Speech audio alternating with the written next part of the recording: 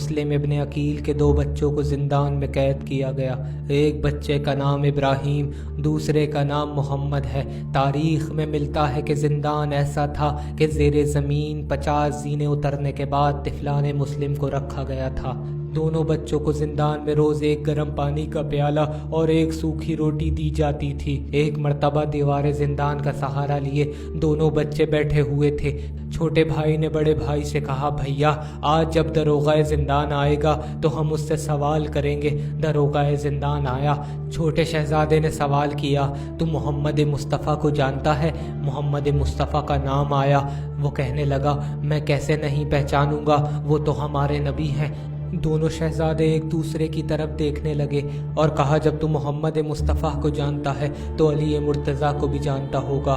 اس نے کہا، ہاں وہ ہمارے مولا ہیں، وہ اللہ کے وصی ہیں۔ دونوں شہزادوں نے پھر ایک دوسرے کی طرف دیکھا اور کہا، اچھا تو علی کو جانتا ہے تو علی کے بھائی عقیل کو بھی جانتا ہوگا۔ اس نے کہا، ہاں میں ان کو بھی جانتا ہوں۔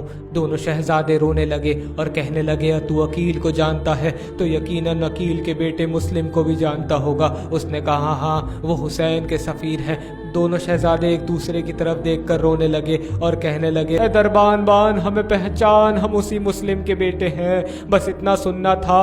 داروغہ زندان کے ہاتھ کانپنے لگے، ہاتھ جوڑ کر رو کر کہنے لگا، اے شہزادو مجھے معاف کر دینا، میری شکایت اپنے جج سے نہ کرنا۔ بس زندان بان نے زندان کا دروازہ کھول دیا اور شہزادوں سے کہا، آپ رات کی تاریخی میں یہاں سے نکل جائیے گا۔ دونوں شہزادے زندان سے نکلے۔ بس کوفے کی تنگ گلیاں ہیں اور 2 معصوم بچے ہیں۔ بچے رات میں سفر کرتے، دن میں چھپ جاتے۔ ایک مرتبہ دریا کے کنارے ایک درخت کے ساتھ بیٹھے ہوئے تھے۔ ایک مومنہ عورت کی نگاہ دونوں شہزادوں پر پڑی۔ اس نے دیکھا کہ 2 چاند زمین پر اتر آئے۔ وہ مومنہ قریب آئی اور بہت پوچھا کہ تم کون ہو، پر شہزادوں نے نہیں بتایا۔ مومنہ عورت کے بہت اصرار کے بعد بچوں نے اپنا تعارف کروایا، ہم مدینے کے رہنے والے ہیں، ہم مسلم ابن عقیل کے بیٹے ہیں۔ مسلم کا نام آیا، وہ مومنہ رونے لگی۔ بچوں نے کہا، بس ہم پر اتنا احسان کر دے، ہمیں کسی طرح مدینہ بھجوا دے۔ وہ مومنہ اہل بیت کی چاہنے والی تھی۔ دونوں شہزادوں کو گھر لے آئی، ایک حجرہ دیا۔ اس مومنہ کا بیٹا بے دین تھا۔ اس مومنہ نے کہا، جب تک میرا بیٹا گھر پر ہے کوئی آواز نہ کرنا۔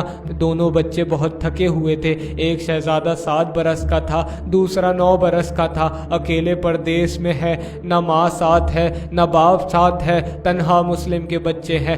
بس حجرے میں دونوں بچوں کی آنکھ لگ گئی۔ تھوڑی ہی دیر گزری تھی کہ اچانک دونوں شہزادوں کی ایک ساتھ آنکھ کھلی۔ دونوں ایک دوسرے کے گلے لگ کر رونے لگے اور روتے روتے بیک زبان ہو کر ایک دوسرے کو بتانے لگے، بھیا خواب میں بابا آئے تھے، ہمیں بلا رہے تھے، کہہ رہے تھے میرے بچوں میرے پاس آ جاؤ، بہت امتحان دے دیے۔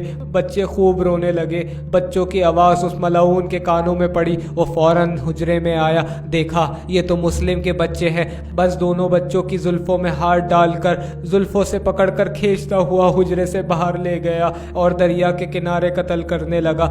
دونوں شہزادوں نے کہا، ہمیں قتل کرنے سے پہلے ہمیں 2 رکعت نماز پڑھنے دے۔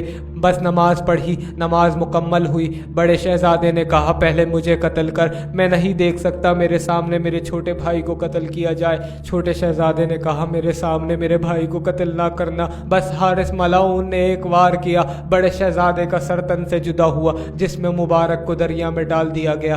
مگر تاریخ کہتی ہے بڑے شہزادے کا جسم دریا پر رکا رہا۔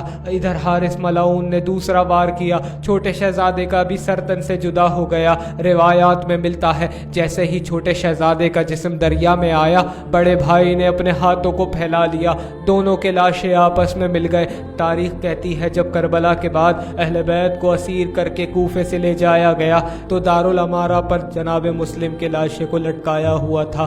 جب اسیروں کا قافلہ وہاں سے گزرا تو جناب مسلم کی بیٹی نے اپنی ماں سے پوچھا، اماں یہ کس غریب کا لاشا ہے؟ عباس کی بہن نے نظروں کو اٹھایا، بے سر لاشے کی طرف دیکھا، فوراً پہچان گئی۔ لاش سے مخاطب ہو کر کہا، اے میرے والی میں پہچان گئی یہ آپ ہیں، مگر اتنا تو بتا دیں کہ میرے 2 بچے کہاں ہیں جو میں نے آپ کے ساتھ بھیجے تھے؟